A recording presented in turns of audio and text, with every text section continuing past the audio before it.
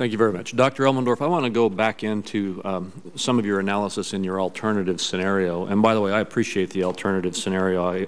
I know that this commission is not bound by any of the information that we are presented by our witnesses, but it certainly helps us to try to figure out what is the reality that we are dealing with and what the numbers do mean.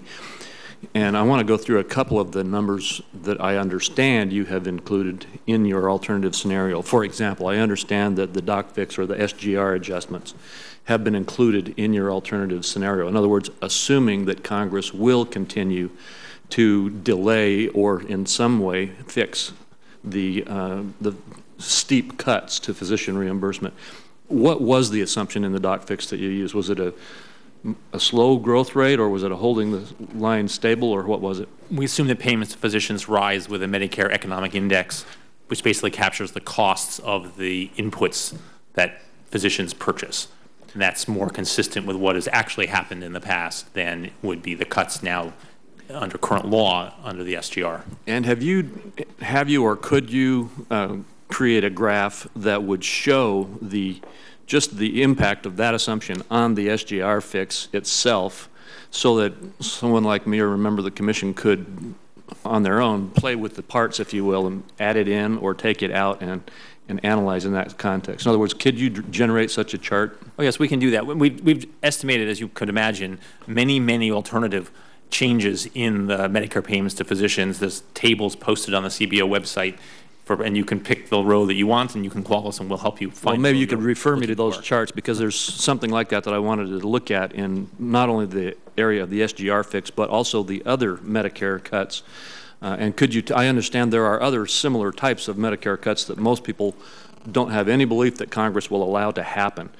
And I assume that you've put those also in your alternative assumptions.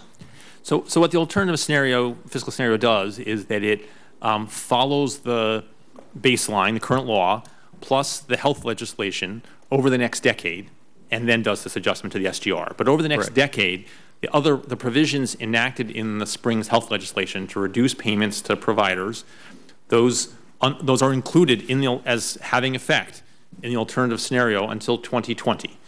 Beyond 2020, we assume that those provisions don't have effect anymore.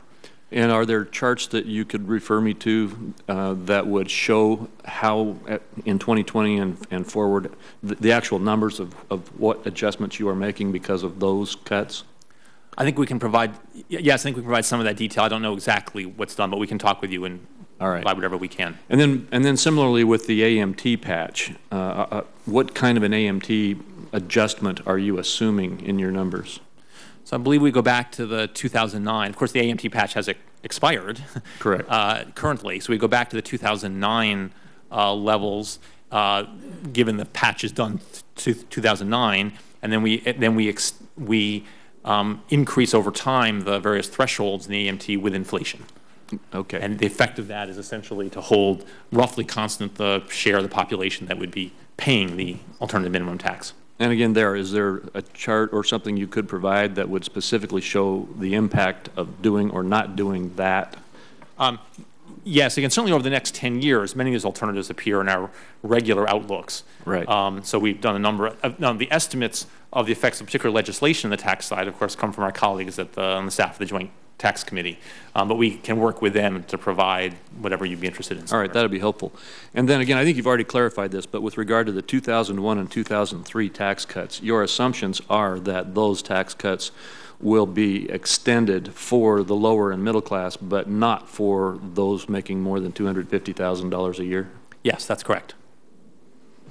All right, last question I have is, I'm just changing subjects for a minute here and going back. Can I just say before you go on, you don't have to look at this now, there is a chart, in fact, on page 56 of income tax revenue under the extended baseline, and then under the extended baseline, but extending the EGTRA and JEGTRA provisions you described, and then a further line showing additionally this fix to the AMT. All right, good. And the data for that are on our website already. That's the kind of thing I'm talking about, and I'd like to see the charts with the numbers behind that. Is that the Joint Committee? So again, the numbers underlying all the charts in here were posted to the CBO website at 9 o'clock this morning when the document went up. Good. Last question is, and again, back to your chart that you're showing, number 8, I think, of your charts, where you talk about the first bullet where you talk about the lack of an intrinsic contradiction between providing additional stimulus today and then, in your words, imposing fiscal restraint several years from now. I assume when you talk about the need to impose fiscal restraint several years from now, that you are not just talking about stopping the stimulus, but that you're actually talking about somehow recapturing that spending so it does not push the economic consequences out into the out years. Is that correct? Yes. I mean, of course, the policy choices are up to the Congress. But the point I was trying to illustrate was that one can widen the deficit now and at the same time enact policy changes that would recoup that money later. But all of that would just hold you level relative to the projections I've given. If one then wants to address the problems embodied in those projections, one needs to go substantially further, of course. All right. Thank you very much. Let me